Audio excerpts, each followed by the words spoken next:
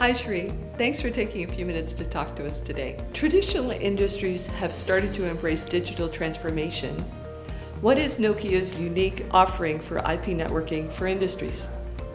The first thing, and we started selling and focusing and building products for the verticals, whether it's utilities, transportation, mining, logistics, about 10 years ago.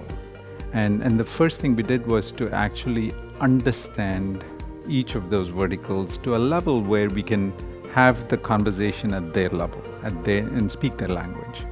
And we started that first with the utilities industry and then expanded.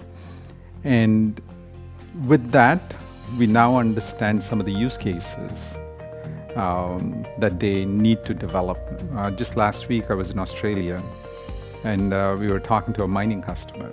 And everyone talks about safety as one of the big aspects of, especially when you're a mile down into the ground. And people who now want to build automated vehicles, human-less vehicles. And clearly that's a huge benefit. No downtime, you can have 24 hours trucks working.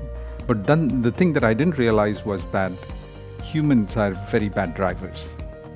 So the width of the tunnel that they have to dig could be more precise if there's no human driving.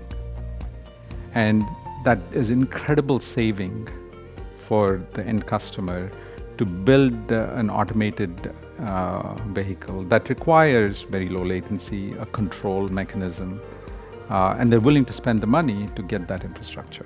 Not just for safety, not just for asset tracking, but also for reducing their capex. Similarly, we were talking to wind farms. Apparently 7% of global energy comes from wind farms. And the cost of maintaining one of those big fans you see on these hills is close to $200,000. And by putting some intelligence, the customers can reduce the maintenance that is needed to operate those wind farms, right? And similarly, there are other examples of where we now understand what the use cases are, so we can build the right products, we can build the right network slice, and the reliability that is needed. The other thing that the vertical's extremely conscious of is security. The first, second, third conversation I have with the CIOs of some of these companies is cybersecurity, the impact of bad actors intruding into the network infrastructure that can have a significant impact on the public infrastructure. Thanks, Shri. That was really interesting. And thanks so much for spending some time with us today. Sure. Thank you.